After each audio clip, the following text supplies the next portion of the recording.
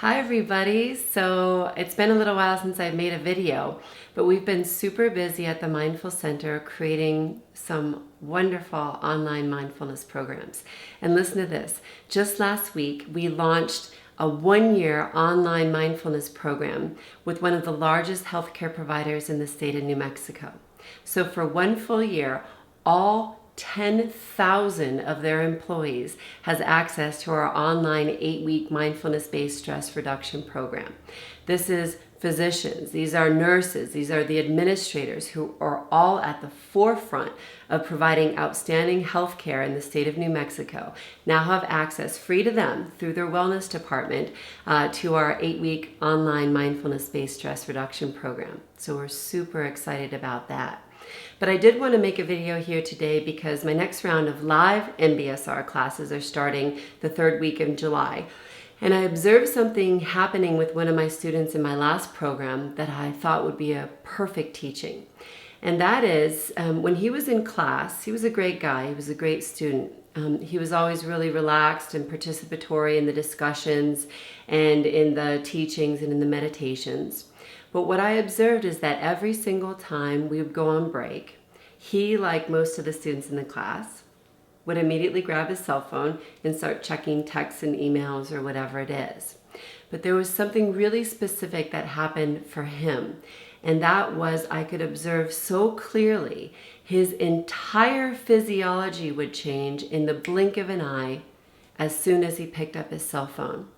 So he would go from this relaxed, kind of open, expressive person into this kind of hunched over. His back would round, his shoulders would hunch forward. Listen to this. His knees would even draw a little bit closer to his chest. His face would change from open expressiveness into this kind of constrained and tight, kind of concerned look on his face every single time he picked up his cell phone. So what was happening is he wasn't consciously choosing to move into the state of greater tension. He was moving into a state of unconsciousness triggered by his cell phone. So what I thought, oh, what a great opportunity to practice some mindfulness.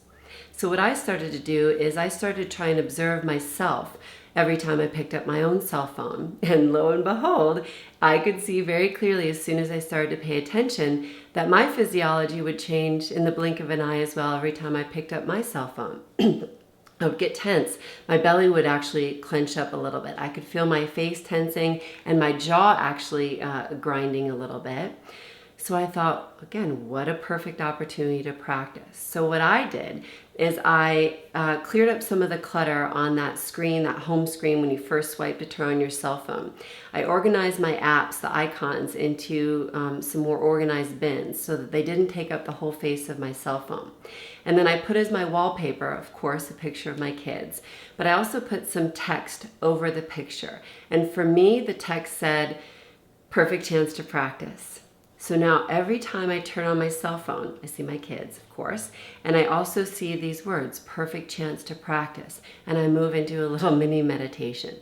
I feel my breath, I feel my body, I start to try and use my mind, triggered by the cell phone, to move myself into states of greater relaxation and alertness. Perfect opportunity to practice. There's another really great cell phone practice. I think this one was attributed to Thich Nhat Hanh at some point. But you know, whenever we're in a public space and we hear someone's cell phone going off, we all get like, really judgmental and really tight, and like, cell phone in the restaurant or in the movie theater, and we want them to turn it off, and we lose our focus and we get all upset. Or if it's our cell phone that's going off, we get all freaked out, we grab our bag and we're like, trying to turn it off super fast. But did you get the memo? And that is that the cell phones aren't going away anytime soon. And as long as we have cell phones, people are going to forget to put them on silent in public spaces. So this is going to keep happening. People are going to keep leaving their cell phones on, and sometimes it'll be us. What if every single time we heard a cell phone go off in a public space, or if it was our cell phone going off, we used it as a reminder to practice some mindfulness? We used it as a trigger to, instead of getting, tight and judgmental and worried and freaked out, we used it as a reminder to move ourselves into a little mini meditation. This could be our modern day temple bell. So they say in many Buddhist temples especially, they'll ring the bells periodically throughout the day, and that's an opportunity for everybody to stop what they're doing and move into the present. Feel their breath, feel their body, just stabilize the mind. What if we on the outside of the monastery setting did the same thing in regards to every time we heard a cell phone going off? What a beautiful way to use the technology of cell phones to help move us into states of greater consciousness, greater mindfulness, rather than moving ourselves farther and farther away. So I hope that so much that this tip brings you benefit. Have a beautiful day.